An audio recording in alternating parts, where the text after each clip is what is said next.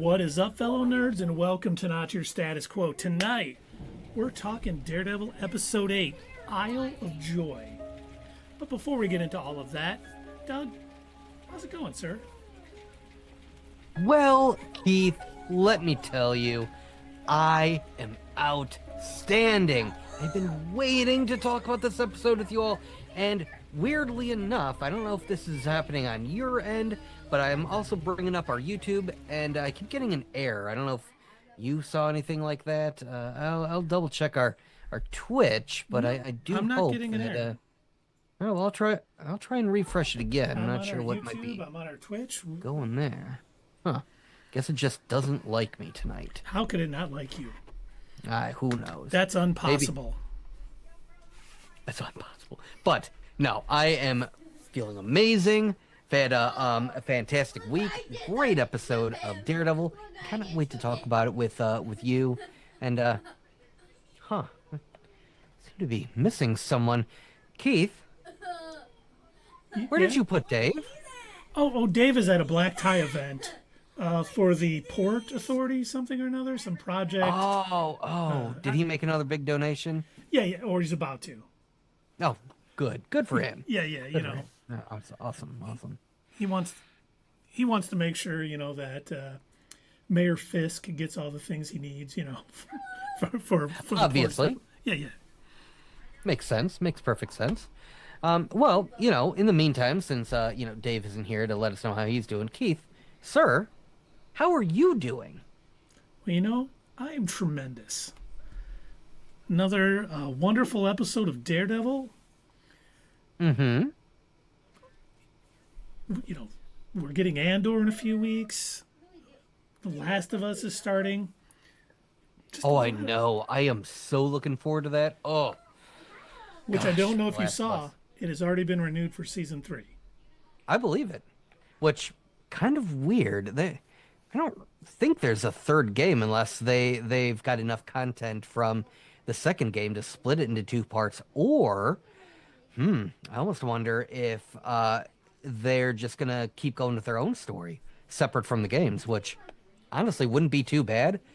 I think one of my favorite things that they did in the first season was the retelling of, the couple that they would go and visit and trade with and everything with their whole secure community. They did that, in my opinion. I think they did it way better than it was in the game. It almost had more oomph to it. So yeah, if this collection of writers and people that are behind this, also the people who put together those amazing openings, like I think my favorite was like the talk show opening. I think it was set in like the 60s and 70s, and they're like, oh yeah, nothing terrible could happen, well, unless I don't know, say a fungus were to infect the brain and eliminate all life. And then the entire thing just goes silent. But you know what? We don't have to worry about that because, the average temperature would have to jump up, a couple degrees. And, oh, yeah. That's going to happen. Nothing like that would ever happen. There's no global warming. I mean, climate change happening. No, I can't wait to see what they're able to come up with. And if they are able to tweak the stories even more and even come up with their own. That'd be great. I can't wait for it. And to all of our fine folks that are watching us out there, just like last time when we were reviewing The Last of Us Season 1, we are moving our streams to Mondays instead of Sundays. You know how normally we'll usually try to stream Thursdays and Sundays. We will be moving just like we did with our spawns. Our Todd McFarlane Spawn breakdowns and reviews. We're gonna be moving our Sunday night reviews to Monday to coincide with The Last of Us. That way we can watch the show and then give you all of our breakdowns, reviews, Easter eggs, ratings, all that good stuff. So mark it on your calendar. That's right. Mark it down. Be there or be square. And also be here tonight. We're talking about Daredevil tonight. So definitely be there for that because this is going to be a great discussion. I think you're right. So, you know what? Without further ado, let's talk Daredevil Born Again. Yeah. I mean, this episode opens up and we find out that Mr. Poindexter is getting moved to Gen Pop. Mm-hmm. on Mayor Fisk's orders. And then he is nice enough to take his beautiful bride down to his basement dungeon, where he shows that he has imprisoned I'm like, her how ex-lover. weird is, like, he's making it seem romantic, right? He's taking her to the port and he's saying, I've got these great plans, Vanessa, and we're going to revitalize, and I need you here by my side. And I've got a surprise for you. Takes her to the to the abuse dungeon where he's been beating viciously at him with a hammer. I guess this couple has a different idea of what romance is. I assume, my assumption, I could be wrong, but if I were to take my significant other down to a damp dungeon where I had been beating her former lover with a hammer ruthlessly, I don't know. I feel like that wouldn't go over well. Maybe not a great date night.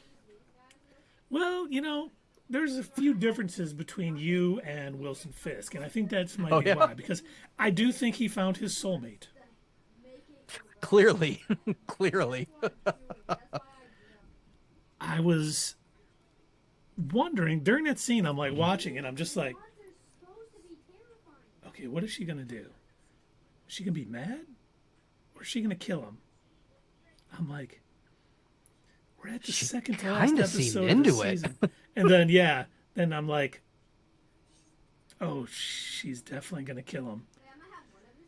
Yeah. Oh no, poor Adam. And then they show a scene where they're like embracing, and you can see his dead body, like his just dead in between them. I was like, I like how they changed the focus, so they blur out the two of them that are front and center, so we can focus in on the. It was like them reciting their vows. You just killed the man I've imprisoned for the past. Oh. Till death do us part, or together till death do us get back together. One of those. They're both right.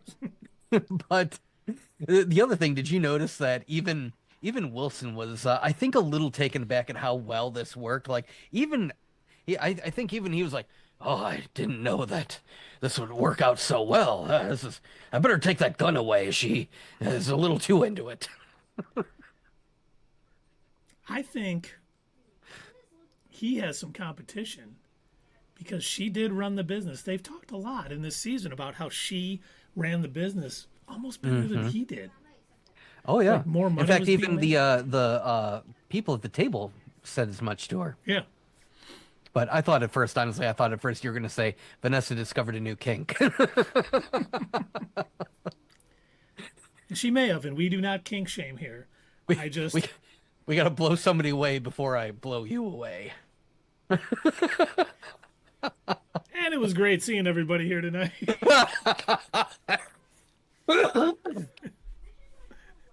But then we got a little Tall Guy has subscribed with Prime for 31 months. Thank you, Tall Guy 0403. We appreciate it. And then we have our friend Mr. Wilson Fisk promoting Donald Blake to Deputy Mayor of Communications. Mm-hmm. Nothing could go wrong with that. He seems on top of things, not over his head at all. His one what's it called? Probably.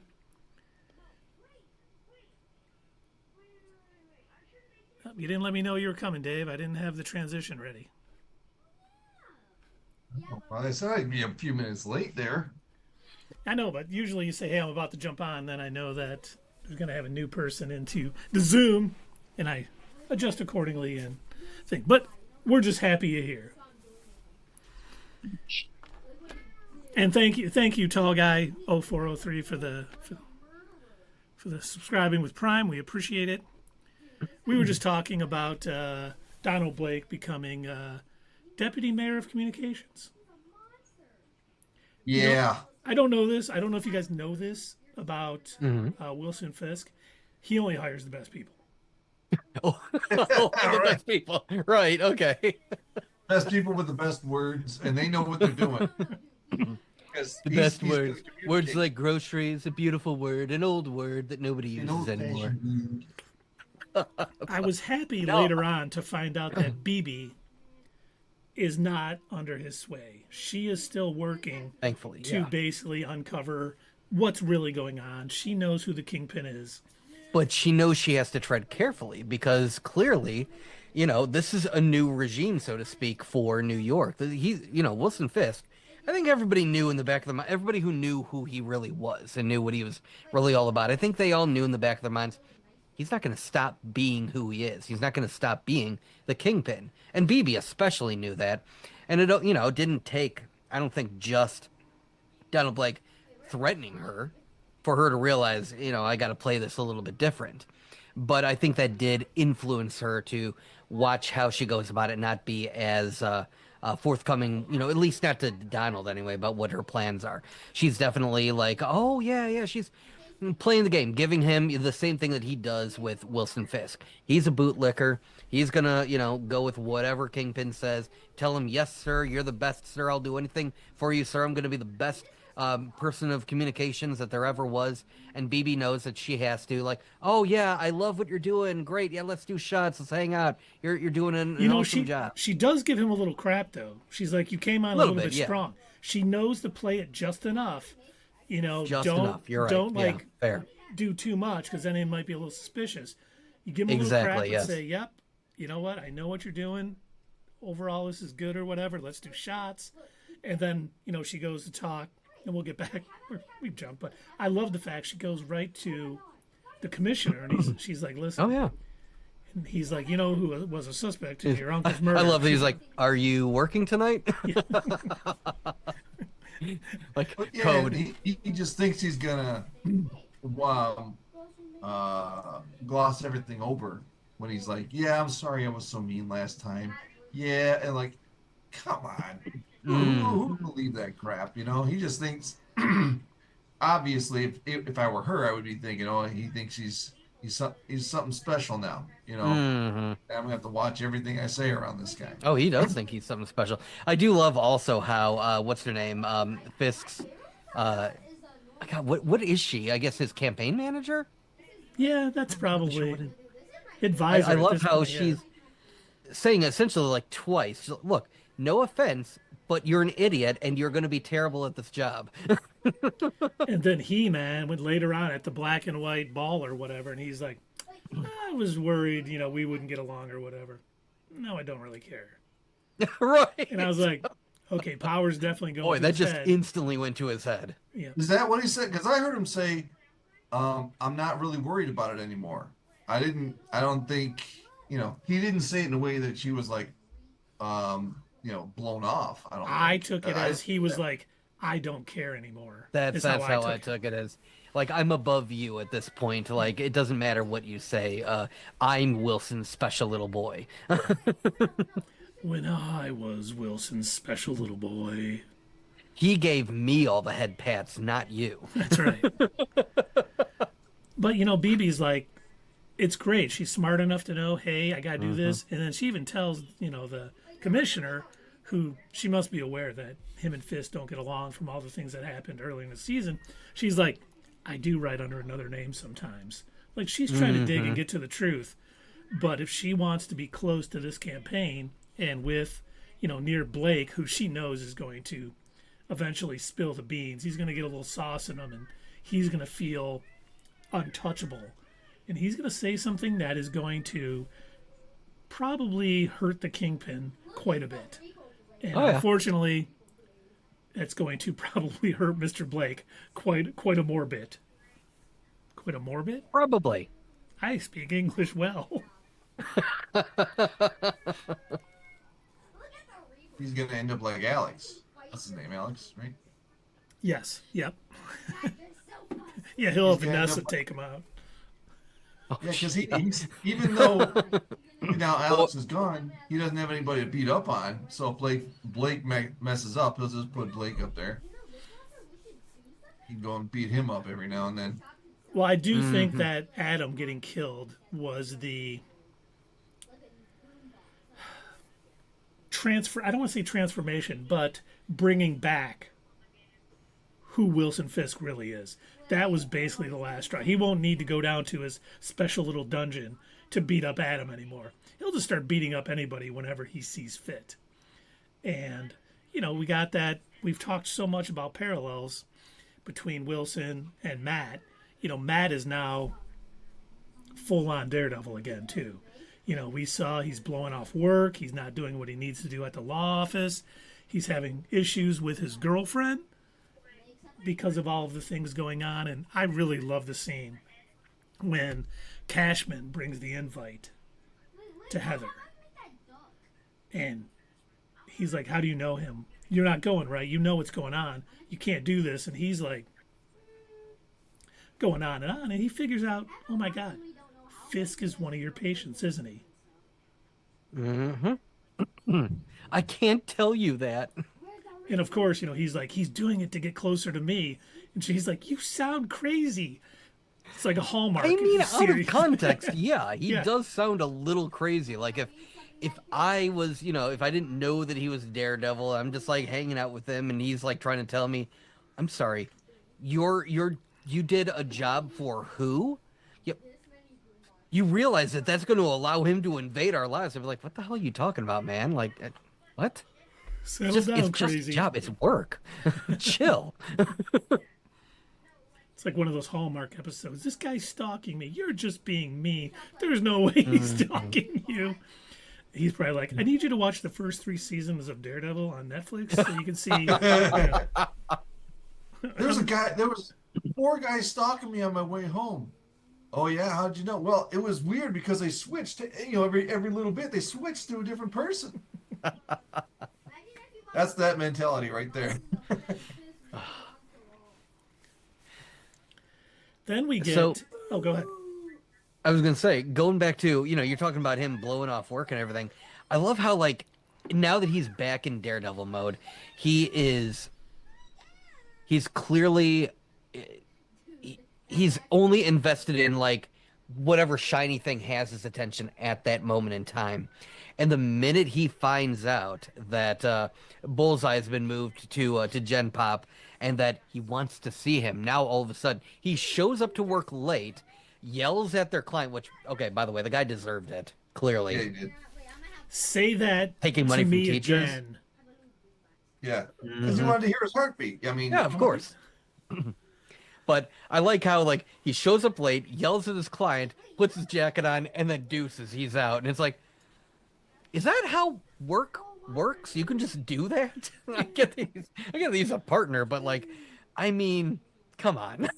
Well, I think we know what's going to happen. He won't be working at this firm much. Well, maybe what happened at the end, they'll feel sorry for him for a little while, keep him on. But, that's the Daredevil cycle. He dates somebody, they either get killed or turn into a villain of some type. He can't keep a job like that because he does. He gets super invested in what's going on. I did like, though, that he had, just so much going on. With Heather and Muse, and now she's starting to question all this. And, Bullseye, basically the guy that killed my best friend, has been moved to Gen Pop. He wants to talk to me. I just can't, focus. So he has, like, good rationale to explain to people why he's doing this. But, you can only deal with someone that flaky at work for so long. Right? Exactly. But, yeah, I do love, also, I don't know if you guys caught this, but they were making these, like, subtle little color changes throughout the episode. So every time they're showing Bullseye on screen, anytime he's, like, going into Bullseye mode and he's targeting something, the screen had, like, a bit of an overlay of blue. Did you guys catch that? No. It started off in the very opening. The very opening of the episode, we see that blue rose, and the entire screen kind of has, like, a blue tint over it. And then we go back to Bullseye, who's looking at him through the window. He was focusing, he's honing in on these roses. We also noticed that in his conversation, now when Matt finally does go to visit him, which, like, genius move, Matt, surprised he actually got away with it, but goes to visit him, and as he's, like, realizing, after Matt smashes his face and everything, screen kind of gets that blue tint again. He's honing in. He's realizing, oh, I can use this. I And have a this weapon. happens actually multiple times throughout the episode. And they finally do it again at the very end. They do it with Daredevil. As he's laying on the floor, everything kind of turns into a saturated red. That I did notice, but I just figured it was the end of the episode. I think that was on purpose. At least that's my guess. Because, like I said, I noticed they did it every time with Bullseye, so I assumed there was some sort of intent behind it. Darn, I'm gonna have to watch the episode again. Oh, Oh, darn, man. man. Oh, that's terrible, dude. You know what else I liked? When the swordsman was talking to Wilson Fisk in this episode. Swordsman, yeah. It was more like comic real, because I don't know, because he towered over him like he Oh, would yeah. in the comics. He was like at least a foot taller than he was. Oh, easily. And And we thought know that he's was not kinda- that much taller than him. Yeah, he didn't look that much taller in the other episodes, but in this one, when he was like telling him what he's going to do, Mm-hmm. it looked like D'Onofrio stepped on a box, and he was up. Really just good towering framing. over it. Yeah. I loved Yeah. that. That was excellent. Because Showed how yeah, much that's the kind of power stuff he they would had do over him. Yes. And that's the kind of move they would pull in comic books. I love when some of these shows or movies or whatever get a little weird with it, and they're not afraid to use some of the visual things that sometimes you might think, oh, that'd only work in a comic book. I think sometimes it works here too. This might be, people might be like, oh, no, there's no way, Doug, you're crazy. But I actually kind of liked what they did in the first Incredible Hulk movie, the one with Eric Bana. Yeah, where it looked like comic, Yeah. little comic frames. I going across kind the of liked it. I thought it was neat. I know was that's not different. everybody's cup of tea, but I like when they do weird stuff like that. Embrace it. It's a comic book movie or show. As we've said many times, lean into it. Yeah, yeah. And like we know that Kingpin isn't that much taller than Swordsman, especially not Right. the actors in real life. So it was kind of funny, but it fit the scene. Like as you're saying, Dave, it's him showing his power. He's towering over the Swordsman to basically reverse the threat, because this was an absolute Uno reverse card of the episode that they were in before.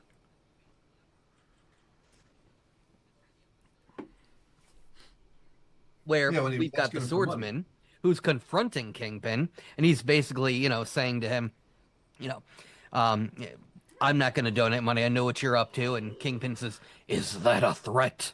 And Swordsman goes, consider it a warning. And now, He says, "All right, I'll expect your money by 9 a.m. tomorrow." right? Swordsman, is that a threat? Kingpin, think of it as a warning. It's not just a call. It's not just a signal. It's a warning. It's poetry. It rhymes. And speaking of poetry, Mm-hmm. we find out, Matt is at Josie's bar. Well, he's standing outside Josie's bar, and she's like, "You're gonna be a weirdo all day? You're gonna come in?" And we do find out when he's talking to, Cherry. Cherry. He's like, "I'm missing something. Something." You can see that his brain is working. Like, what did Yeah. I miss? There's a connection I'm missing here with Foggy's murder, and I gotta figure it out. And he realizes, oh, he was drinking this. He must have been celebrating something. He knew a win was coming. And he kind of starts putting it all together. And once again, that's Matt Murdock. He gets laser focused in on his Daredevil investigations, that everything around him can go to complete crap. And he doesn't care because, he does more good as Daredevil than probably Matt Murdock. I mean, it is great seeing this guy being, a vigilante that fights at night, is able to pull off these impressive stunts, be a great detective, and, he uses his hearing almost like the sonar of a bat. I feel like there's a better name for him. Man Bat. Oh, So then, I think Matt sort of pieces the little things together with some of the new information he has. And he goes to visit everyone's favorite marksman, Dex Poindexter, a.k.a. Bullseye. And he does. He kind of loses his temper a little bit and just. Like, he went in with like just a total bitchy attitude. Like, he just went in like, all right, I'm gonna sit on the table. Yeah, what do you want, buddy? I don't give a shit. Fuck you. Who paid you? Who said? Who had you do this? And then it's like, wham, wham, wham, wham. Very reminiscent of a car door. I love instantly. He's like a friggin' kid. He slammed his own face against the table. Well, and he's so calm when he did it too. He's like, guard. He's slamming his own, and of course, no one's gonna. Oh, this blind guy slammed your head into the table. Right. You're like a super villain. The crazy supervillain. Yeah, I could see him doing that. Okay, that tracks. I am not going to investigate this further. Yeah, but those actions, him slamming his head on the table, is what sent him to the infirmary, which is what got him to escape. So, and got him to wet. And I think that's why he didn't care. He had that look on his face like, oh, that big grin. I got a weapon.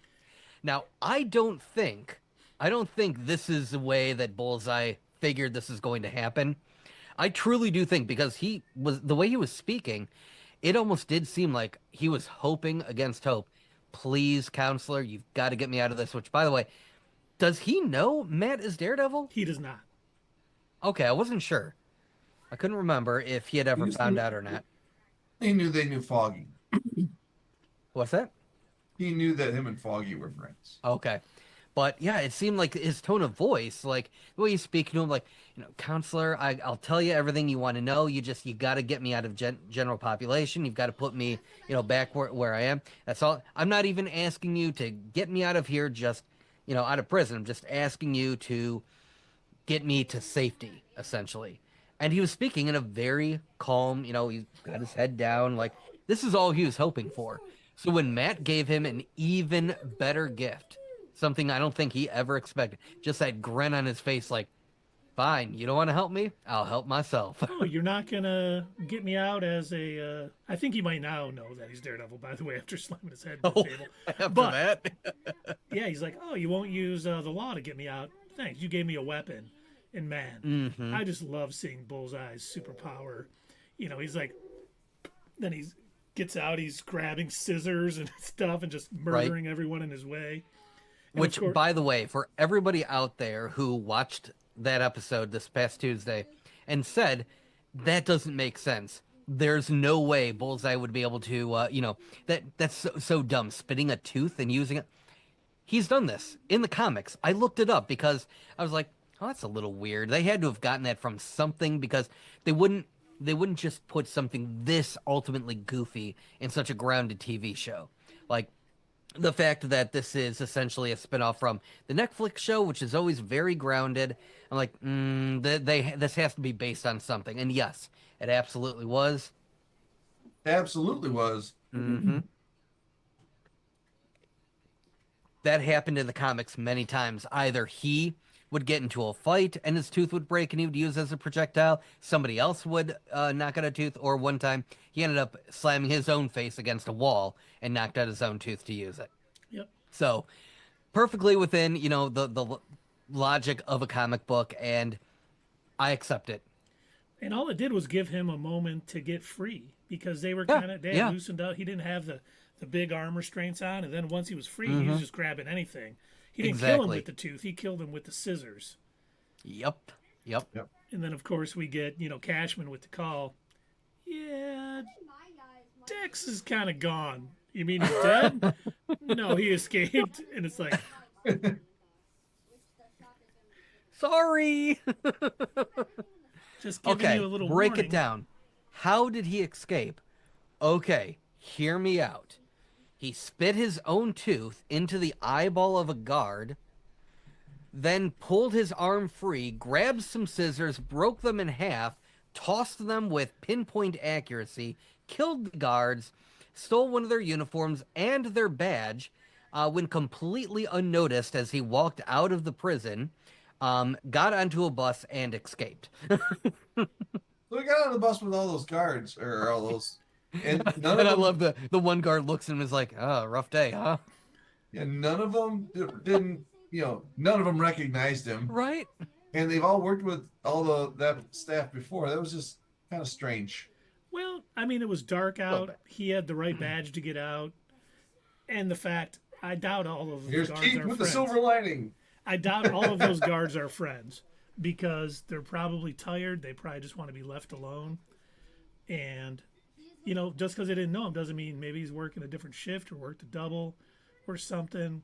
You know, I don't think that large He's of got a the prison. excuses for our plot holes. It's okay. It's not excuse. It's not a plot hole. I mean, you want to think it is. Well, come 'cause on. didn't You, like you it. go to work with the same people every day. You don't recognize every one of them. And if one of them's different, you don't notice. When a prison guard, who they have Especially in a 24/7 prison. shifts, they have 24/7 shifts.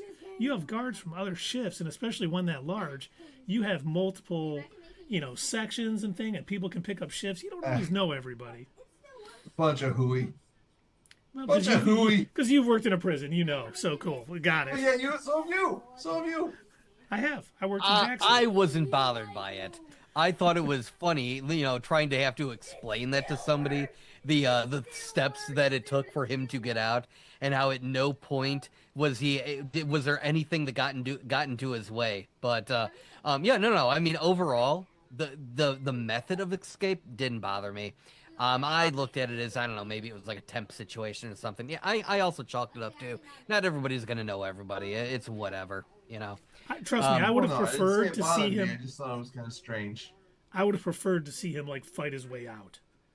That would have been cool too, but I do understand that, you know, limited can, you know. But yeah, but had he done that, he wouldn't have been able to get into the position he got into. Correct. He had to That keep too. it on the DL, so he could. So get it's one into of those suspension of disbelief moments. But no, I again go back and rewatch it, and anytime he goes into bullseye mode, little layer of blue over the screen. Everything just gets a bit of a blue tint. I just hope. And was that part of the reshoots? Oh yeah, this whole episode was from the ground up. The whole episode? Mm-hmm. I can't. Yep. I'm trying to think of a moment that couldn't have been, but no. So they probably reshot. This was a reshot whole episode. Yeah, All- yep. all Yeah, part this of the wasn't part of the creative original storyline or plot that was in there. So I think I remember reading that the original plot was going to be where Punisher wasn't going to show up till like the very end. Daredevil wasn't going to even speak to Fisk until the very end. Like they weren't even going to meet until like the last couple of episodes. And he wasn't going to put on the Daredevil costume until the end. Oh yeah, and he wasn't going to put on the Daredevil costume. Yeah, that was the other weird thing about it. And oh my gosh, his two friends. Karen and Foggy weren't in it. Thank at you. all. Wow, why did their names disappear? Karen and Foggy weren't in it either. So, yeah, very different show. I am so glad they made the changes that they made. Because here's what I think the rest of the season would have been like.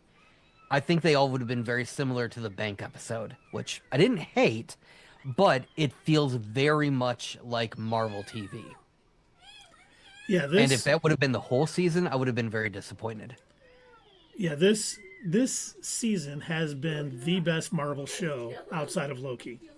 The pacing has been great. I've loved all the interweaving plots that are going on. It's staying pretty focused on just Matt and Wilson, but there's other things going on. It's not getting too crowded, not getting too convoluted, well paced. If anything, this was I don't want to use the term rushed, but this was the fastest paced episode. There was a lot happening kind of quickly. And if they had more time, maybe the escape from the prison would have been, a little different, handled a different way. But, it all kind of all comes together. We see they're at the black and white ball. Wilson is shaking everybody, all the rich people there down that didn't give it before because he's no longer Mayor Fisk. He's the kingpin again. Oh, totally. He knows he has the support of his wife. She's on board with everything. She's a little more on board than he probably knows at this point. Very much on board. That white She's suit whispering in is his ear. Very reminiscent of the comics. Yep. Yes. She's yeah. whispering in his ear, when can we shoot somebody again? I was super into that. I'm not wearing any panties. He says, neither am I. Then we get the whole scene with that guy taking a picture of Fisk. And he sends his little goons, his AVTF goons, after him. And, the commissioner comes up and he's like, hey, you guys, you're out of order. This is not the right way. And they're like, do you not know who our mayor is? Guess what? It's open season. We can be whatever we want, whenever we want to be it. They know who their boss is and he will protect them to the bitter end. And it's like, I think that's when Gallo, that's his name, right? The chief? Yeah, Yes, yeah, I believe okay. so. And he's like, probably why he's kind of willing to talk to BB once he finds out that hey, I'm writing under another name. I know who Wilson Fisk is. I know he's the kingpin, and I know he's doing crappy things, and, I need your help. And I think he's like, this might be my only avenue right now, because there's more dirty cops under with Kingpin's blessing. God, I'm having issues today. Blisters. Yes, with Kingpin's blisters, but with his blessing to do as they want, as long as they're loyal to him, he's like, right. And I keep forgetting that the task force reports directly to him, because when the commissioner was calling them out, I'm like, you're taking it too far. This is not okay. And he looks at him like, who are you talking to, man? I don't report to you. And it's like, oh, that's right. Even the commissioner can't stop what are they police officer? What are they? Like, I don't know that you could consider them police, would you? If they don't I think Dave's fall right. under They're the like a special unit, special forces. Yeah. Almost like a city version of the FBI or something, and they report to Fisk only, not to anybody else, which very odd. I mean, again, suspension of disbelief. I don't feel like a city mayor should be able to create their own police-like unit. I don't think. I feel like there's got to be a law against that. But there probably then again, is, this is the kingpin. Once again, until someone tells him he can't do it, he's going to do it. True. We don't see that in politics at all. No, never seen that before. I have to wonder. That hit a little too hard right there. I have to wonder if what's her name, in between trying to tell him how he has to navigate the red tape for his port project, I wonder if she also mentioned, oh, by the way, your little task force, super duper illegal, really illegal. Shouldn't be doing that. I don't care. Great. She knows if she speaks back too much, she's gonna end up floating in the river. Yep. I think she knows that. And the scene where Matt is like, listen, I'm going to go talk to Kingpin. I'm confronting him right here. And, Heather's like, seriously, dude, don't. What? That's She's so like, stupid. oh, dear God.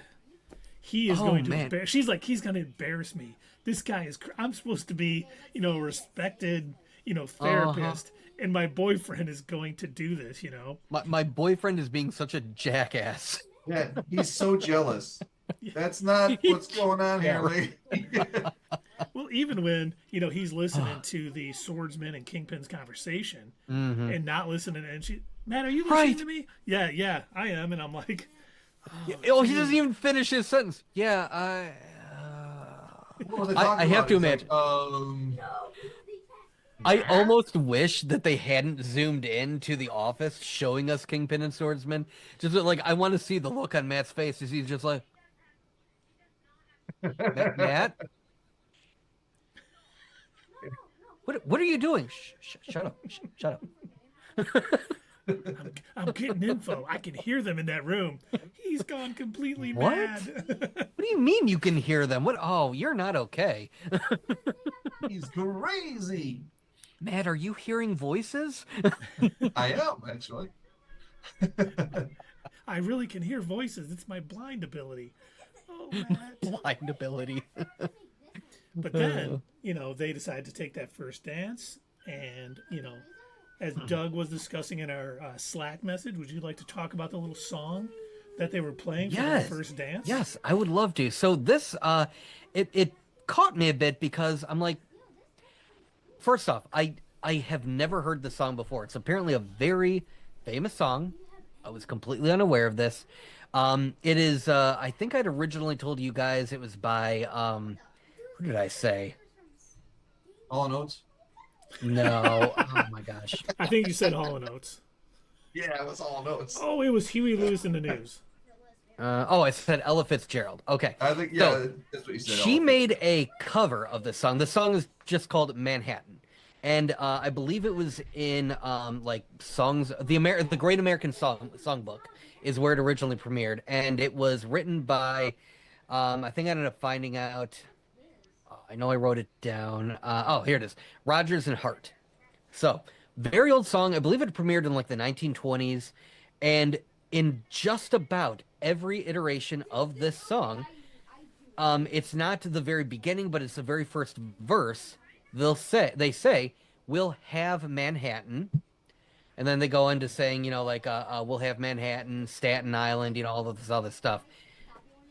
There was only one other version where I found it sang kind of similar to the way that they sing it in this, but I'll explain that next. So, when they begin singing, as Wilson Fisk and Vanessa begin dancing, the line they sing is, "We'll take Manhattan."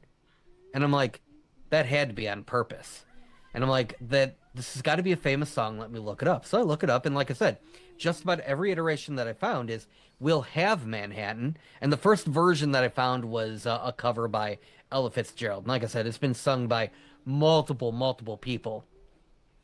And I'm like, okay, so pretty much every version that I've found is all "We'll have Manhattan." Therefore, this had to have been intentional. Then, just to throw a little tiny wrench into my gears, I did find one version, one solitary version by Rod Stewart. He did a cover of it, and he said, "We'll take Manhattan." But I don't count that because it's Rod Stewart. Yeah. So I still think it was intentional. Oh, they probably honestly, chose those lyrics. Yeah, it Yeah. fits. It fits with, what Fisk is doing, right? Because he truly is trying to take over New York. So he's not just, oh yeah, sure, we'll have. By the way, the original song that we're talking about, it's all about a poor couple that is trying to find a way to like spend a date night or whatever in New York. And so they're talking about going to Manhattan and hanging out in the subway. And isn't the breeze from the subway just sublime? And they're taking all of these like things that don't cost anything. But instead, in the version that we have in Daredevil, it's "We'll take Manhattan," and it's literally talking about almost like the Kingpin is going to take over all of these institutions in New York. I loved it. It caught my ears like almost immediately. And I truly do hope it was intentional. If it wasn't, still, kudos for having it in there anyway. No, I think it was. That just fit too perfectly to not be intentional by the writers, because that's exactly what's going on. And obviously this is going to lead into season 2. We have the season 1 finale next week, but it's not going to be completely resolved all next week. He's still probably going to be mayor. There's so much that we have left on the table. We know there's 2 seasons, hopefully a third at some point. I just know it's going to end on a cliffhanger, and I'm mad in advance. Well, the good news is at least they're filming it now, so we won't have a 2 to 3 year wait. We are getting Daredevil Born Again season 2 in 2026, so it won't be one of these Invincible waits or The Boys waits. We'll get it in a normal time span, it sounds like. Oh, say, fellas, you remember that show Invincible we used to watch? No, remind me. Was that the animated series? 4 years ago. Remember that book series, A Song of Ice and Fire? But, they're dancing during that song. And when they're allowed to dance, Matt goes out there and he hears basically Vanessa say, "I have a secret I have to tell you." And it kind of clicks with him. She ordered the hit. He is like, okay, he knows Vanessa's the one who was running it while he was gone. It like all comes together. He has like a Elsbeth moment where he figures it all out. And he goes, hey, may I cut in? And, dancing with her. And he's like, "Listen, tell me you did it. I know you did it," and stuff. And of course, Wilson is dancing with Heather, and he's about to say, hey, he's Daredevil, right? Right. But doesn't quite get the chance because a visitor comes, an uninvited guest comes to the black and white ball. And I want to say something about that real quick. So, okay. We saw the dude from the task force stick that reporter's hand in the deep fryer. Then Bullseye shows up and grabs a large serving fork or whatever off of that same deep fryer. That fork wasn't there before, by the way, which tells me also there was a basket in the deep fryer. They're still using this deep fryer that a human hand was just in. Are you eating the food at this party? I mean, I was. Right. Kind of drives down the quality just a little bit. Yeah. A smidge. I mean, I was gonna make a comment. Oh, there's no way this would have passed the health code, but then I remember who's running the city. I just wished there was a scene where someone was like, "Oh my god, these deep fried crab cakes are the best I've ever had," and you see the reporter. Is that a fingernail? It's like, I got part of my fingers missing. Oh, that's so crunchy. Do crabs have fingernails? I like the crunch. See, Right. and the one part that I had a problem with in all of this certainly was not the fact that Matt jumped in front of the Kingpin, kind of saving him, because we did get that earlier on in the episode where he's like, good guys, save their villains, protect their villains or whatever. Their greatest enemies. Yeah, after it happened, I was like, okay. I thought for sure Heather was going to get shot for the most part. But the fact that he was up there pointing a gun when all of these security guards were on high alert and nobody saw him. Right. I was kind of Nobody like, saw him. is no one paying attention or do they think he's one of them? I'm like, okay, maybe they thought he was one of them. But then he gets a shot off. He's trying to kill the Kingpin to protect himself. This guy never misses, so Matt jumped in front of it. He couldn't get another shot off? Or was he already gone? I guess we're going to have to see a resolution in the next episode. After the shot, he did, lean back from the gun and just take a look. So he was not in a hurry. It had to have taken him by surprise, though, because, like you just said, he never misses. So for somebody like, the counselor to be able to know to jump in front of it at exactly the right moment, if he didn't know Matt Murdock was Daredevil yet, he's got to know by now. The two pieces from this episode, I think you're right. He's like, wow, he was pretty quick to slam my head into that thing and break a tooth out. Right. Is he blind? And then it's like, oh, we talked earlier. I talked to Matt Murdock about, protecting your, worst enemies or whatever. And then all of a sudden he is jumping in front of the Kingpin to save his. He's like, I got some useful information here. Now I'm going to kill. After that, he would have had to duck and run after that if he got away. Yeah. Oh, I think he did right away. I think he definitely got away, and I hope we see some people trying to stop him at the beginning of the next episode. Hey, you tried to kill the... He's just bodies dropping as he's like throwing anything he can find, forks, spoons, toothpicks. Definitely. I am so looking forward to the next episode because, either he's going to try and get another shot off or he's going to bolt. And I can't wait to see him try to escape and do exactly what you just described. That'll be amazing. And then are we going to see with... Punisher? Well, that's what I'm thinking. Is Frank going to come out of his hiding because he's like, this guy, Fisk is going to... This just basically opened it up for Fisk, pretty much. He was... Bullseye's running around, tried to kill Matt Murdock. But I don't think everyone will know that he tried to protect Fisk. Some people might think this was a hit on Matt Murdock. And with the Punisher's knowledge of who Matt Murdock really is, that may be what brings him out and takes on Bullseye to kind of bring it out. I mean, I can't imagine. They have said that something happens in the last episode that is just like mind-boggling. It's the most violent episode, and there's a scene basically that people will not believe happened.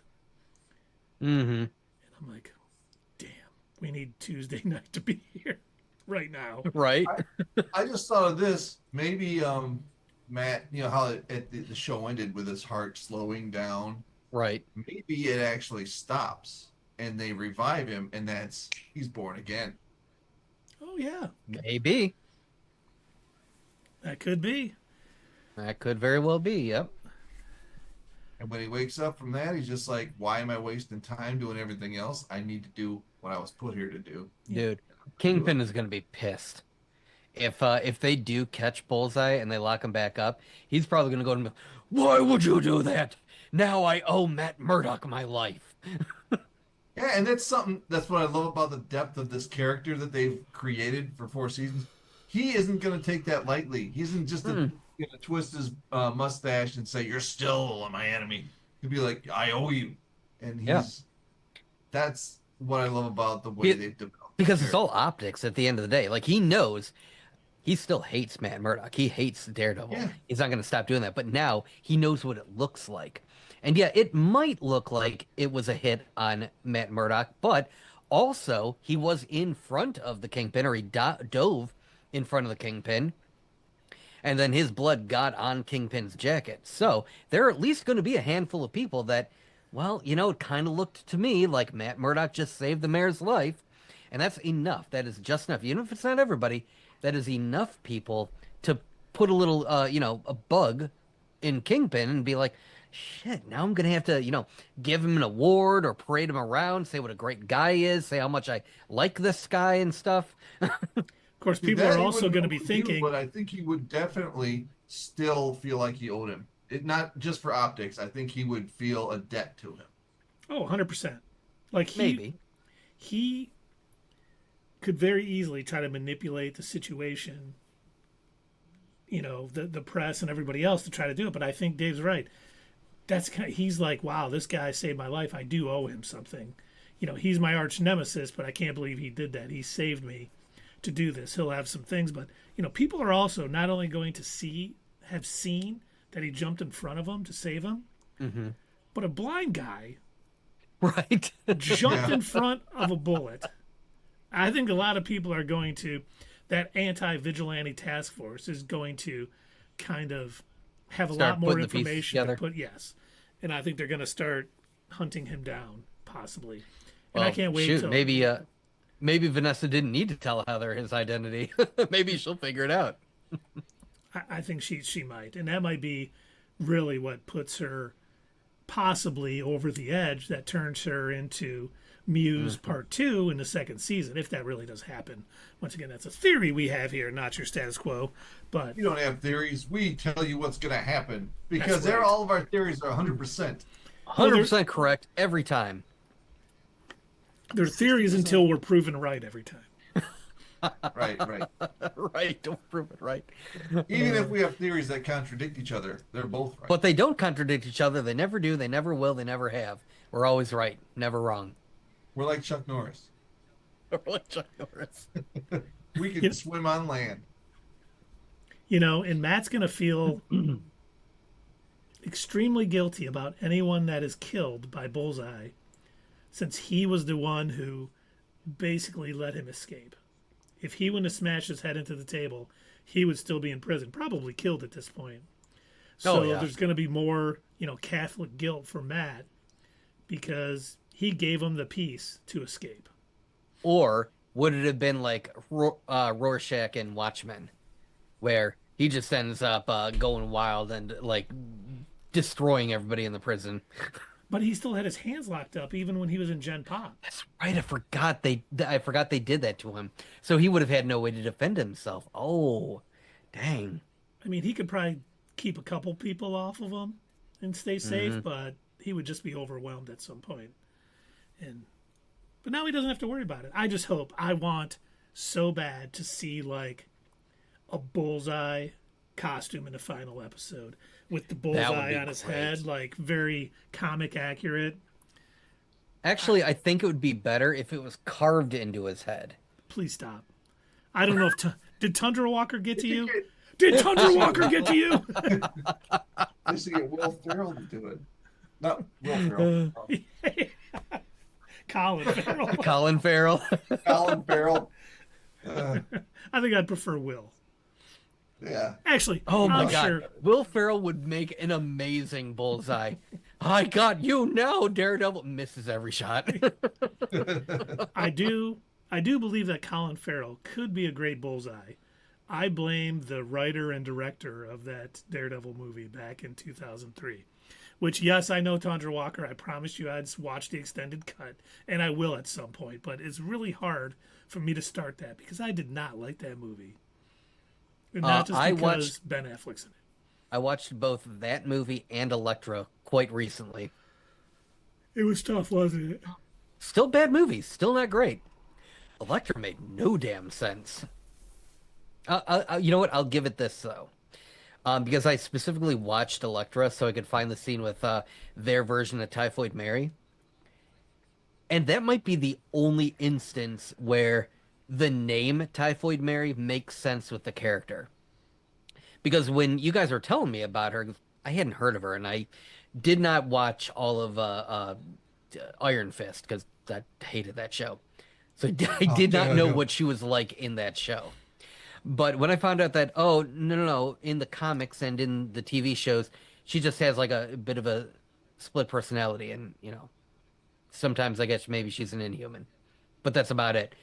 The fact that she didn't have any sort of like venom or poison powers feels like a misuse of the name. Like, why would you call her Typhoid Mary if she's not causing any kind of illness or poison or venom or anything like that? And so that's the one good thing about Elektra. The rest of that movie, god awful. Yeah, no plans to ever watch that movie again. But I will watch. Are you sure? Jennifer Garner. You can watch it for the channel. In Deadpool and Wolverine. I'll watch that again. Okay, all right. Now, did I read she was volunteering to play that role again, or did I read that they were interested in her playing that role again? Yes. Oh my God, I hope not. I think if she plays that role again, it'll only be in like a Secret Wars type thing. Yeah, with I could see that. the lines in the Deadpool movie. But now, speaking of what's next for next week in that finale, I think we're going to see a showdown between Bullseye and the Anti-Vigilante Task Force. Because, Fisk is going to be, hopping mad that this, attempt was taken on his life. Forget who saved him. He's going to want the guy who did that. And especially knowing that Vanessa is the one who actually called the hit on Foggy. And if Bullseye finds out, he's going to want to kill Vanessa. 2, that's going to set him off, and he's going to, I feel sorry. I almost feel sorry for the ATF, the Anti-Vigilante Task Force people, because they don't stand a chance. And the only thing I hope is the one guy survives so Daredevil can beat him up again. Yeah, that sounds good. Forget his name every time. I do too. He's the guy. Fire hand guy, Dunker. Yeah. Fry your hand. You know what the best cure for a black eye is? Fast hands. But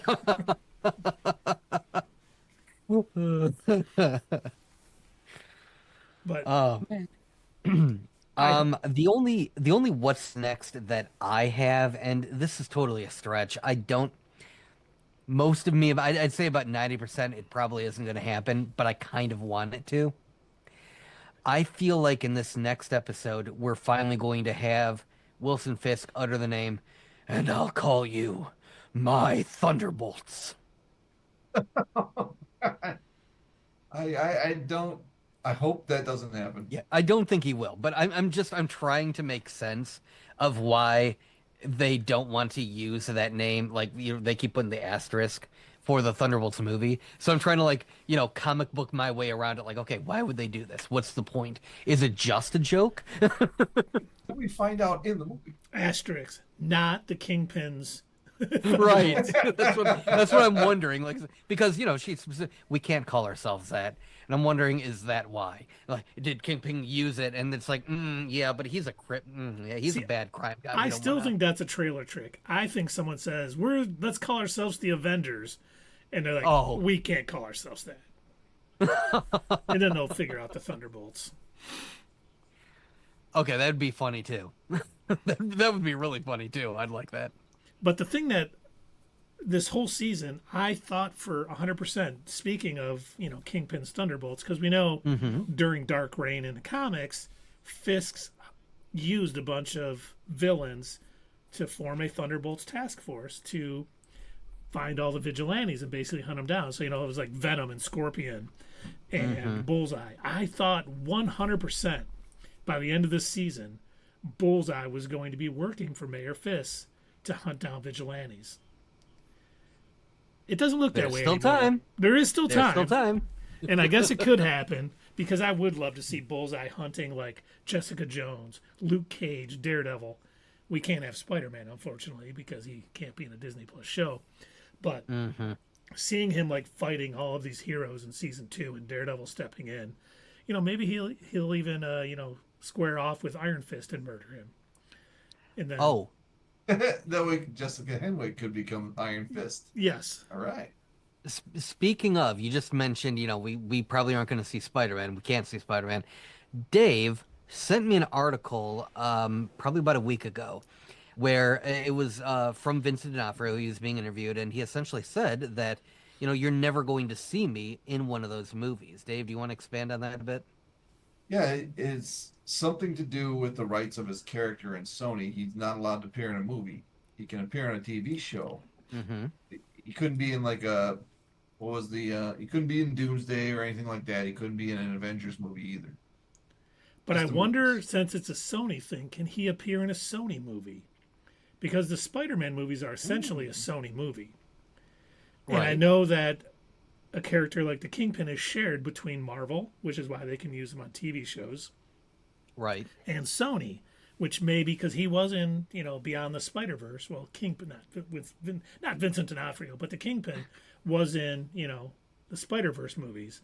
So I wonder if him saying that is, he's not giving us the full truth, and he's trying to, because a lot of people, I think, were a little upset when he said, "I'm not in Spider-Man 4."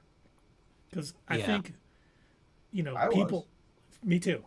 I want to see the Daredevil Spider-Man team up against the Kingpin. Oh my gosh, it'd be amazing.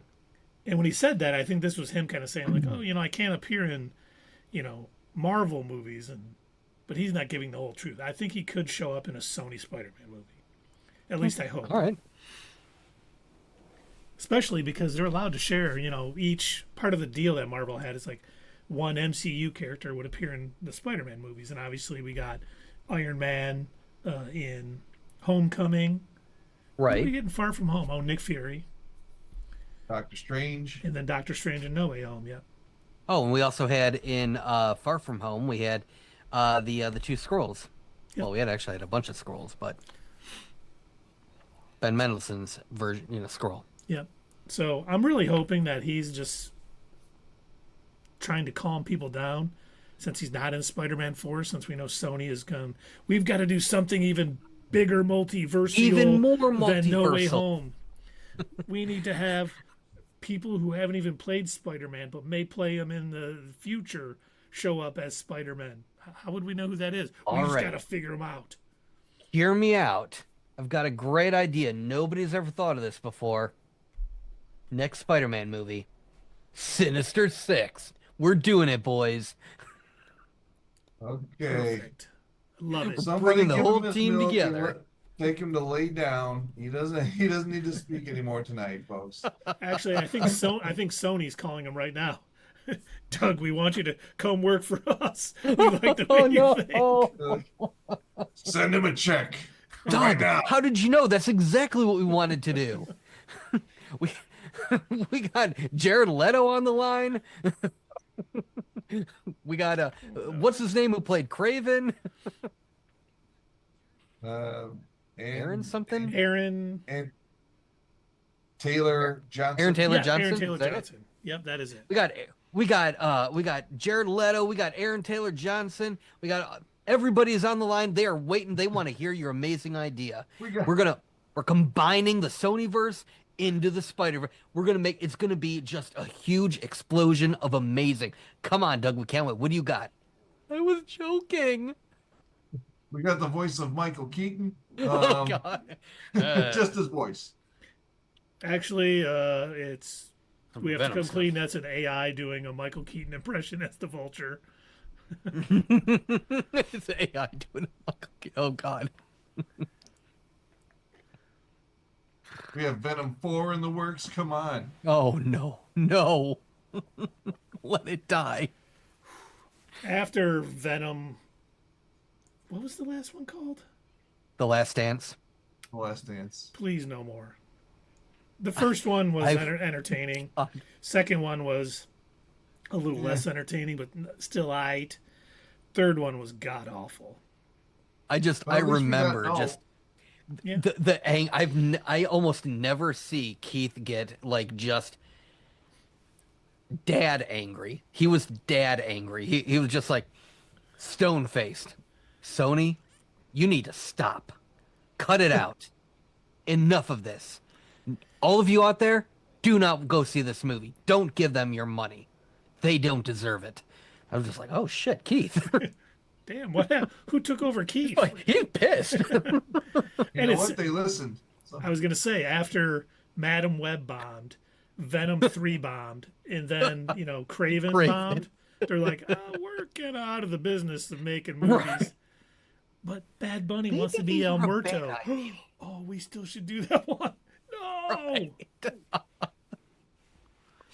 we, Oy vey. Oh, hey, we got Cranky Sports Man a Year 2 Who letting us know that cheap viewers on SteamBooSpace.com remove the space. Ooh boy, remove the space. Thank you, but we only want the highest quality viewers. We don't want those cheap viewers to attend our stream. That's right. But thank you so much for the information. We do appreciate it. If you'd like to give us a follow, subscribe, we're all here for it. Thank you so much for the update, Cranky Sports Man a Year 2 Who. I don't even know if I'm saying that right. I hope I don't offend you and you rescind your offer for cheap viewers. That would be wretched. I don't know what I would do with myself. Right. But should we rate this episode, gentlemen? I think we should. Dave, would you like to start? yeah, I would like to start, Doug. And Oh, good. I'm going to start instead. No. All right, I'll be brief. I'll talk about it like it's underwear. I'm gonna make it brief. Did someone pay for a dad joke? I didn't see it. No, I really love the not the cartoonish, the comic book way in which this episode was presented. I didn't notice the colors. I did notice the flower was blue at the beginning, and it flipped over to show a different perspective. I noticed that, but I didn't notice the tint on the screen. I'm going to go back and watch it. Nice grab, Doug. But when we were talking about the swordsman looking up and, all the other little things that happen in comics that don't happen on the screen, they brought it to life on this episode. And I didn't see too many flaws with it at all. I made that comment about him getting on the bus, but still, that didn't bother me overall. This episode was amazing, and I was a little disappointed I didn't get to see Frank Castle in it, but I don't know where he would have fit. He wouldn't have fit anywhere. Mm-hmm. So we'll see what happens with this next episode. But I'm going to give this episode an 8.5. Loved it. Yeah, I'm with you, Dave. This was probably one of my favorite episodes, and you can tell this was part of the whole reshoot plan, right? You can tell that this episode wasn't a part of the original thing. Clearly, they were listening not only to the fans, but they're rewatching it. They're realizing, what, the story that we were originally trying to tell just doesn't work. And what they put forward was a good Daredevil episode. I mean, this felt right from beginning to end. Everything felt perfect. It was nice and neat. And it was also the first time, at least that I noticed, maybe you guys might have seen them in earlier episodes, but to me, this was the first episode that I noticed that the actor who played, Vincent D'Onofrio and the actress who plays Vanessa, where they were on the screen, on the set at the same time together. This might have been the first time that I actually saw that. In every other scene, because she wasn't originally in the original cut of the show, they had a different actress to play Vanessa.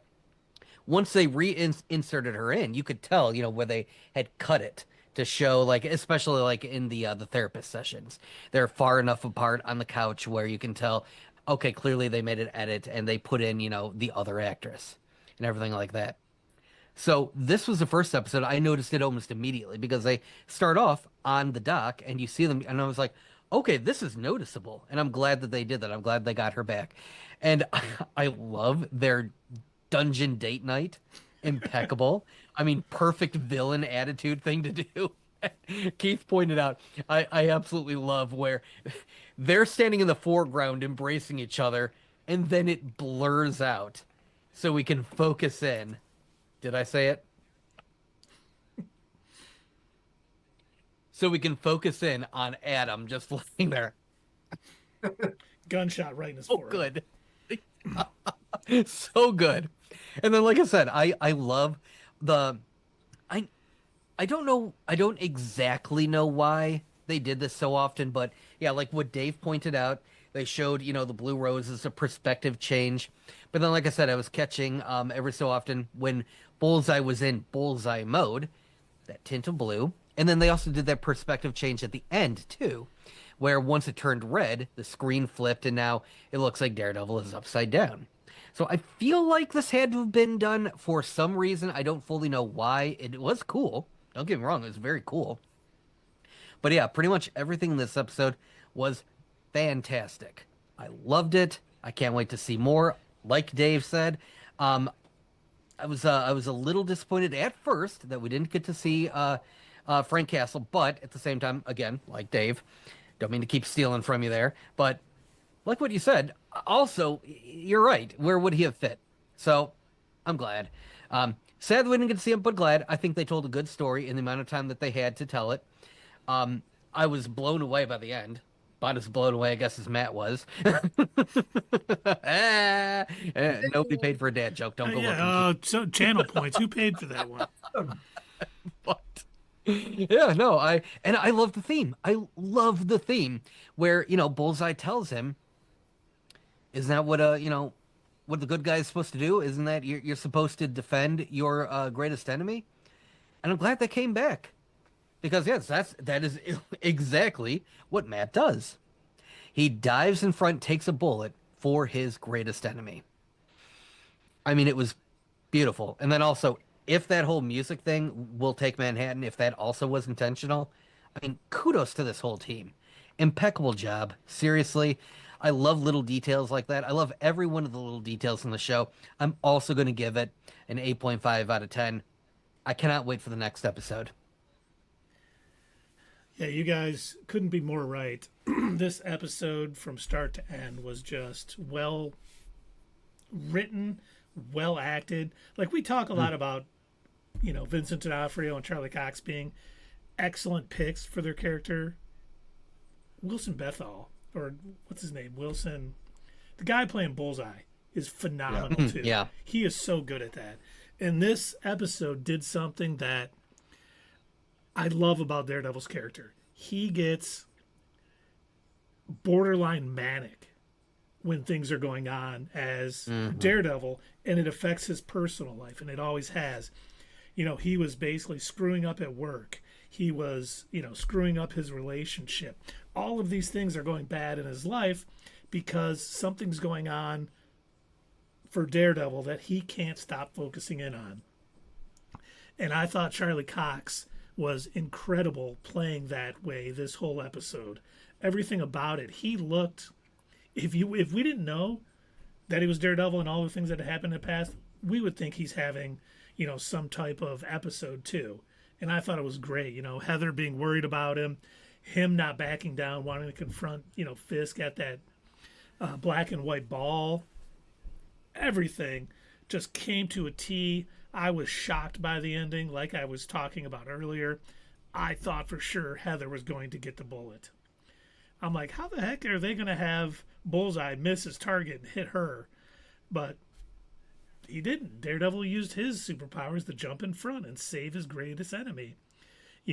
Bullseye was saying that to try to get him to free him from prison, and instead it saved the guy he was trying to kill at the end. Just a wonderful juxtaposition they worked into that. This might be my favorite episode of the season. I mean, I really got to watch them all again and see it, but it was so good. And just leading into that season finale just has me hyped beyond belief. And I'm going to give this episode a 9. It was, in my opinion, just a absolutely tremendous episode.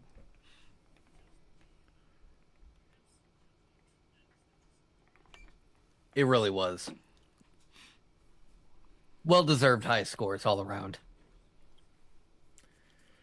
Man, I really hope. Well, I hope the season finale. I hope they land the season finale next week, and then I hope season 2 is on the same, level, and it's just as good as this first season, because you always get worried, and I'm glad the creative overhaul happened, because the last thing you want after 3 seasons of Daredevil on Netflix, which was what some people, not named Dave, think could be the greatest comic book, superhero show out there. It's no. It's not. It's no Smallville. But it is a close second, especially season 3 of the Netflix series. Right. And, they could have really, if Disney would have screwed this up, we would have been, marching at dawn. We would have had pitchforks, torches, and everything else. And it sounds like they almost did. Yeah, they were pretty close to doing it. And honestly, if it wouldn't have been for, like, the Marvels bombing and, a lot of other just criticism on what they've been doing, we probably wouldn't have got it. We wouldn't have got that creative overhaul, so. Now, just imagine, now that they've kind of started to figure things out, man, I can't wait for Secret Invasion to come out. I think that's going to turn out great. Was that show Special Investigation a lead-in to Secret Invasion?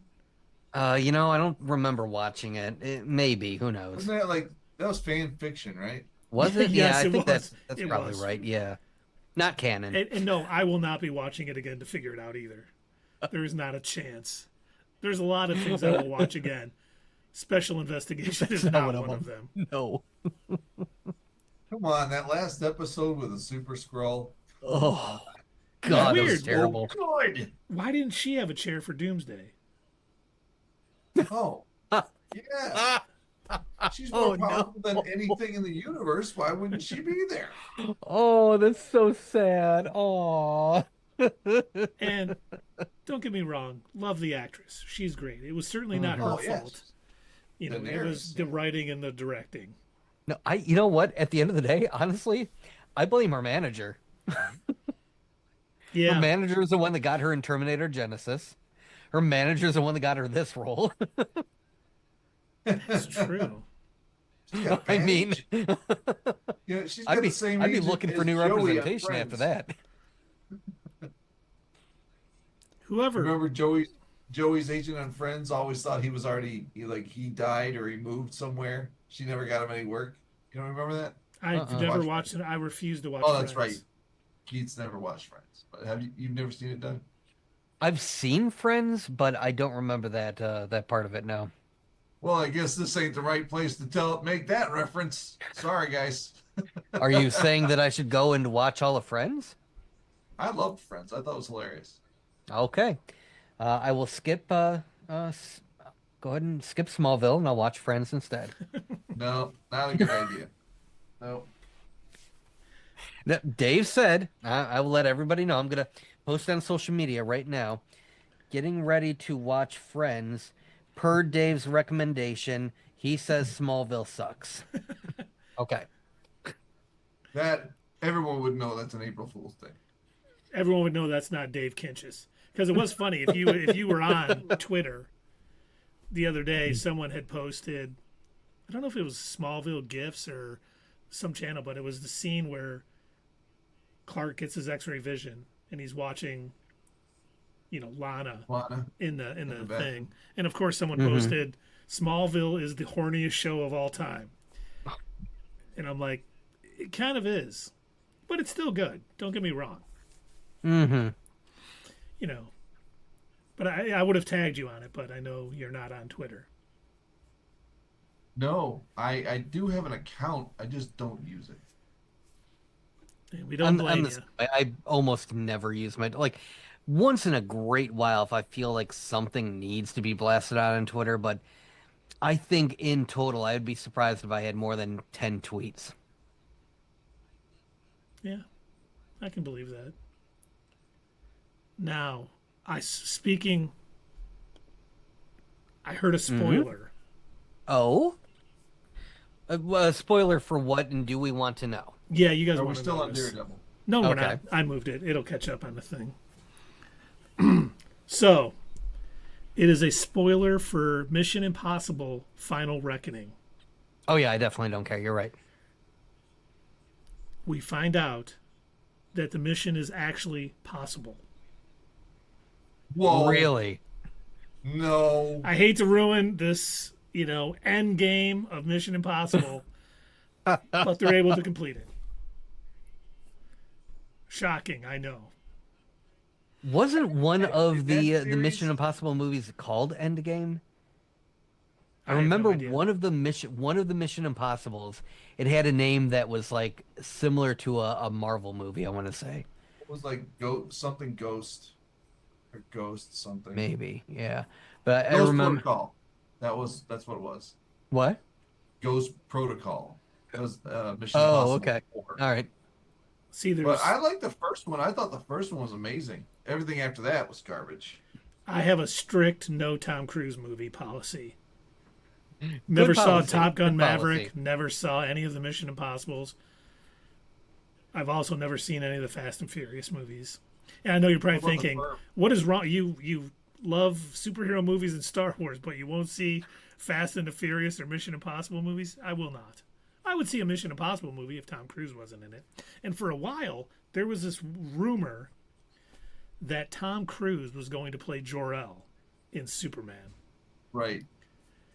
And I He was didn't. like, how do I get around this? And I say, I didn't know he was playing him until I saw it.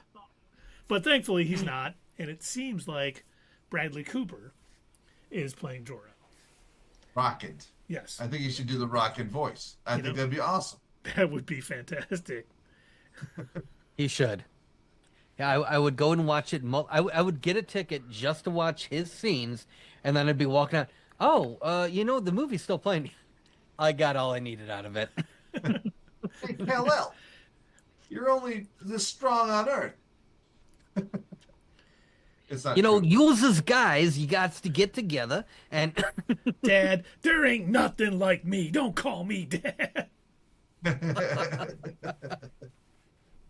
I ain't no raccoon. I didn't say you were. I didn't say you were a raccoon. What are you doing here? Saving that for the end of Volume 3 was just the best thing they ever did. It's Rocket Raccoon. I was like, oh, James Gunn, you are great. You are a treasure, James Gunn. I know that this is very divisive right now because of all of the all four of the Snyder fans still out there, but I am really looking forward to the new Superman movie. I do think it is going to be pretty darn good. At the very least, it'll be fun. I cannot think of a James Gunn movie that I haven't had fun at. That's true. You like Brightburn?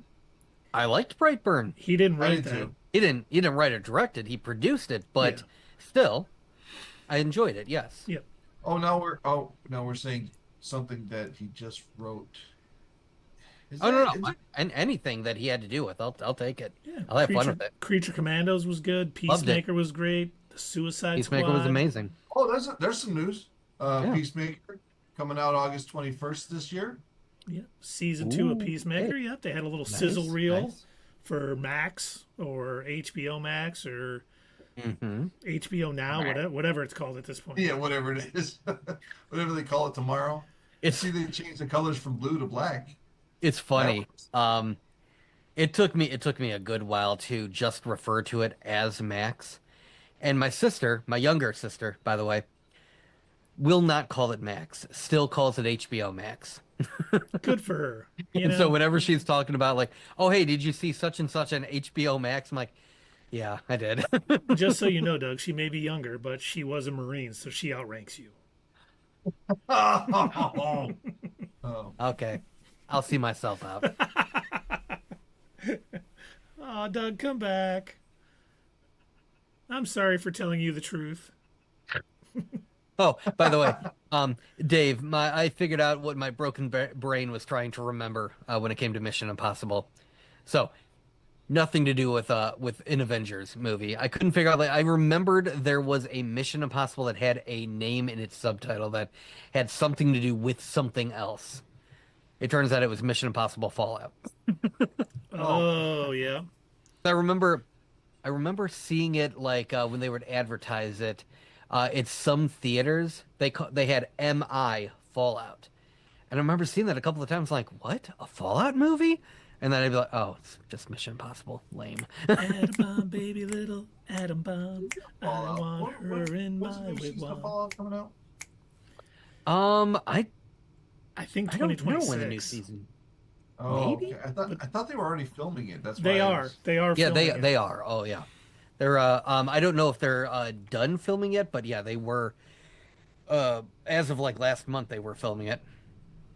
Yeah, because Doug has shared some behind the scenes photos of the sets, which, man, talk about a surprisingly awesome, great first season. Yeah. I did not think they would be able to capture the themes and the feel of that video game, but they did a great job. Mm-hmm. And anytime you got Walter Goggins in anything, you know it's going to be good. I almost want to watch the White Lotus season 3, even though I've seen no other seasons, just because he's in it. Yeah, I didn't know he was in. It's like, there's a lot of big names in that, isn't there? I never heard of it before either. It just popped up on my feed on Max the other day. I'm like, what the heck is this? They got 3 seasons and these people are in it, and I don't know anything about it. I was watching that show After Midnight, and one of the people that's in the show was talking about it, and they're like, "Oh yeah, it's on its like final season." I was like, "I've never even heard of this show." All right. And that's good if it's only 3 seasons and they already planned it to have, the final season. That means they had a story to tell and they're done telling it. And I like Well, when and they the do thing that. is, the cast changes every year. I found Oh, this out. really? I didn't know this because Aubrey Plaza was in season 1 or 2, Okay. but then that was the only time she's been on it. Huh. So they have All like right. maybe one character that'll come in the next season, or one reoccurring character. I don't know. I was talking to somebody who had seen it, and they were like, "Well, there's like a character that kind of comes back for season 2 from season 1," and then I'm like, "Okay, I don't. If I ever do watch it, I don't need anything else. I don't. I want to know nothing." Have you ever watched Justified? I never have. Timothy Oliphant's in that, and Walton. That's where Walton Goggins. I think was his I don't first show. think I've seen that. Like 15 years ago. Okay. But he plays not Walton Goggins doesn't play Timothy Oliphant plays a guy who comes out, he's a ranger. What do they call those, Like Texas Ranger, Texas Park Ranger? not a Texas Ranger, but no, a marshal. I'm sorry, a Oh, US okay, Marshall. Okay. Okay. And Walton Goggins is his best friend from childhood, but he's the Lex Luthor to his Superman. And for the first 3 seasons, it's pretty good. And then there's an obvious shift in the direction of the show. And I mean, like, the director changed, the showrunner changed. Mm. And there was a definite feel change to the whole thing. So that kind of turned me off. But the first 3 seasons were really good. I saw a very funny story about Timothy Oliphant. Using it back to tank? Nope. Nope. He is in that. That is true. But he looks a lot like Josh Duhamel. He does. And I guess he met him at some charity thing. He said, "Hey, do me a favor, take a picture." Like they both probably hear it all the time. He goes, "Hey, my family's here. Take a picture with my family." So they took a picture of Josh Duhamel with Timothy Oliphant's family, and he sent it out as his Christmas card. Oh, that's great. I love that move. And That's awesome. he said he went over to his mom's house. It was like a holiday or something, and his brother was there. And his brother saw it and goes, "Oh, that's hilarious. I can't believe you got him to do it." And his mom was like, "That's not Tim." He's like, Oh, no. and he's like, "You really didn't know, Mom?" She goes, "I thought you had gotten taller or something." Oh my God, I was cracking up. I'm like, that is such a great story. Yeah, I've seen him interviewed on Conan. He's pretty funny. He's not what you'd think he'd be like, like with the roles he's played. He's Yeah. not that reserved. He's pretty funny. I why do I feel like that would totally be my mom too? Somebody would send her, and she would totally. That's not my Douglas. That's funny. Only, honestly, I bet if we just put like Keith or Dave in the picture, she'd probably still get confused. Well, when I was Love you, young, Ma. when I was like 19 and my brother was 21, my brother owed me some money and I made him a deal. I said, "Listen, if you let me take like your birth certificate and your like, you know, License? no, couldn't take his license, Mm. like his thing you get from school, report card, and Oh, things up to okay. the Secretary of State, because I would borrow. Me and my brother look similar." And Sully says I look like Uncle Kurt when I shave off my goatee. But I said, because I would borrow his driver's license to go buy alcohol for me and my friends sometimes. And so I said, "You won't owe me the money you owe me if I can do this and get my own version of your license." And I'm like, "I promise I won't use it to anything except buying liquor for me and my friends." And he was like, "Fine." So I did it. I went up to the Secretary of State. Of course, I go up there with this stuff, and they're like, "Oh," I'm like, "I lost it. I don't know what I did with it. I just need a new one." They're like, "Oh, you're due to take this test." Oh no! I'm like, "You gotta be kidding me." So, I'm taking this test, Fired. and she's like, "Oh, how do you spell your middle name, Kurt?" I'm like, "I have no idea. How do you spell Joseph?" I know now it's Joseph, but I'm like, "I don't know." She goes, "Oh, I can look it up. Don't worry about it." And then I'm sitting there taking this test, and she's like, "Kurt, Kurt, hey, Kurt, hey, Kurt." And finally it hits my brain. I'm like, "Oh, shit, I'm supposed to be Kurt right now." And I'm like, "I'm sorry, what?" I'm like, "I was just reading and really intense." She goes, "Oh, no problem. Just need this or something." And I'm like, "Oh, okay." So all of this work, and I'm like, "Oh, it's going to be here any day now." And I was going to Schoolcraft College at the time, and I walk in the house, and my mom's standing there, and she goes, "Kurt got some mail today." I'm like, "Oh, good for him." She goes, "It's a new license." I go, "Oh, I didn't know he was due for one or whatever." She goes, "Yeah, I kind of was looking at the picture. That's you." She's like, "You went up and got your brother's license so you could, drink and do stuff." And then she's like, "Kurt's gonna be so mad at you." And I'm like, I can't rat him out. And of course, Kurt was like, "I can't believe he did that." So all that work, and I didn't even get to use the license once. She cut it up in front of me. Wow. Did you tell her it's a felony to open your mail? She didn't open it. She looked at it. She like opened it and saw so she could see the picture and knew it was me. Oh, So I don't know if I'd be able to get away with that. If I had, Steve Buscemi take a picture with my family, my mom would probably figure it out pretty quick. you mean the Crypt Keeper? Yes, the Crypt Keeper. Oh, but that would be hilarious. That plus your let me put out the with the fire extinguisher thing. Yep. You'd be internet famous even more than you are now. I'm a little less internet famous now. When you Google, "I'm here to extinguish your burning loins," there's homages to that picture with other people. So Yeah, I did find that out. Um, I was getting upset a couple of weeks ago trying to find a good image for our thumbnails. There's almost nothing decent on the internet, like just, plain screenshots without text and everything. There's no good photos on the internet that I can find. So usually what I have to do is I have to open up Disney Plus, use a capture tool, take a screenshot. But for whatever reason, I think it's for piracy protection, Disney, when on the PC version of Disney Plus, it'll only show the episodes in 720p. So I was getting tired of, getting these blurry, crappy images. And I'm like, all right, you know what?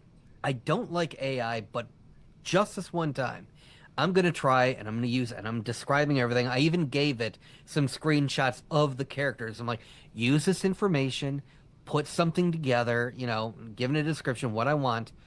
And it returns the most Kevin Spacey looking Matt Murdock I have ever seen in my life. And and I'm literally, this is who it looks like. And so at this point, I'm now trying to have a conversation with AI, because I'm a genius, as to why that's a bad idea and that's not going to fly. And so it tried one more time. It got even worse, extra fingers and whatnot. And I'm like, okay, this isn't going to work. Forget it. I'm just putting something else together. I'm like, all right, this was a lost cause. But that initial image where it's like, Matt Murdock, playing on, as the Daredevil, I had a good image of the actor, and it's like, Kevin Spacey. Like, what the hell? One of these things is not like the other. No. I don't remember using that for any of our videos. Why did we use I it? did not send that over. It sounds awesome. Oh, yeah, I bet. Why didn't we use it? Yeah, so everybody out there, don't use AI for images. It's not good. It's always going to look off. I mean, seriously, it'll be super noticeable, or I guess Kevin Spacey. That's the sad part is people will still use it and they think it looks good, and it doesn't. Maybe one day it'll be good enough where you can't tell the difference, but it's not there right now. No. That's what I keep saying. Don't rush in there. Don't be a hero. Don't be the first one in. Sit back and let it develop first. Then, right now, stumbling out of the gate. That's all. I will say though that the one kind of funny to me anyway, I know it's probably horrifying to the people involved, but the funny thing to me is all of these AI smart cars where they're driverless, and the people that are getting trapped inside while it's circling a parking lot, and they have to like call customer service and be like, hey, yeah, your demon car won't let me out, and it's been driving in a circle for 2 hours. I was talking to a guy once. He was some higher up at Uber, and he asked me if I would want to drive an autonomous car, and I was like, absolutely not. Oh, and I don't have a drink anymore. I was like, I'd be putting myself out of work. Why would I do that? And plus, I'm like, what would I do up here? I mean, and he's like, well, you would just sit there and make sure that the car, you worked right. It would go on its own, and if something happened, you could grab the wheel. I'm like, well, then why don't you just have a human driver? Why have it like as a redundancy? That's so weird. Right, I can sit up here and read a book. What am I going to do? You're there just in case. Well, then that seems a little pointless. Yeah. But they got 30,000 of them. They bought 30,000 of them to get their project going. Oh, jeez. I'd be afraid to get into one. Oh, yeah. Like I said, I've seen enough of these videos. I don't think I could ever be comfortable being driven by an automatic car like that. Maybe I'm just older. It's going to way of the future, but man, I just feel like too many things can go wrong. Can human error mess up and do bad things? Yes. Sure. But I would still rather have a human driving than who knows, Oh, I think my other favorite video that I saw was where the car thought that it had dropped off its passenger. It never did. The door never opened. And so it went back to its like little parking station. And these things, to be more economical, more efficient, they, stack up against each other. So it's got, one row, then right behind it, then right behind it. So it parks in its spot. Another car comes in behind it, trapping this guy in. They're too close together. He can't open the door. I mean, why would anybody need to, right? So he can't open the door. It can't go in reverse. He has to try and find a way to call someone. Hi, I am stuck in your car. Where are you at? I don't know. Check my GPS. Right. Yeah. I've and seen enough of those you can't. where Hey, I'm like, car, I didn't get out. Car, I am driving back to my docking station. Charging station. Right. There's a lot of vocal noise around me. A lot of people shouting. How strange. Oh, Lord. Well, folks, should we find somebody to raid? I think we should. Do it. Do it now. Let's see. We got Tiny Valkyr on playing Split Fiction. Don't know if I've heard of that. Oh, that's a new game. It's supposed to be really cool. Oh, okay. And then we've got Graduating on the Finals. I don't know what that is. Critical Role is playing Dungeons and Dragons. Yes, they are. Love me I some assume that's what Dungeons. they are always doing. Yes, it is. Makes sense. Meat with that Canyon is title. on playing Magic the Gathering. Well, should we do Tiny Valkyr playing Split Fiction? I am good with that. Yeah, Excellent. sounds good to me. And for those of you out there that are wondering, what are these fine fellow nerds doing? Well, we're about to do something that we can do on Twitch called raiding, where we take everybody that is watching us on Twitch and we send them over to another channel, usually a friend of the channel. In this case, somebody that we visit pretty frequently named Tiny Valkyr. Great of a channel, playing some fun games. Unfortunately, there's not really a good equivalent on YouTube. It's kind of clunky and, come on, Google, get your stuff together. So if you're watching us on Google and you like what you see, do us a favor. Give us a like. Share it with your friends. Comment down below. And you know what? Subscribe. I want to thank you for joining us. Subscribe. And we'll see you this coming Monday on Not Your Status Quo. Hey fellow nerds, I hope you enjoyed this video, and if you want to see more of this stuff, make sure that you check out our Twitch stream. We try to do these live Sunday or Monday nights, 8 p.m. Eastern Time. Keep an eye on our social media to find out when you can join in live and chat with us during these live streams. Also, as usual, don't forget to check out our other social media. Add us at Twitter, comment down below, and we'll see you next time right here on Not Your Status Quo.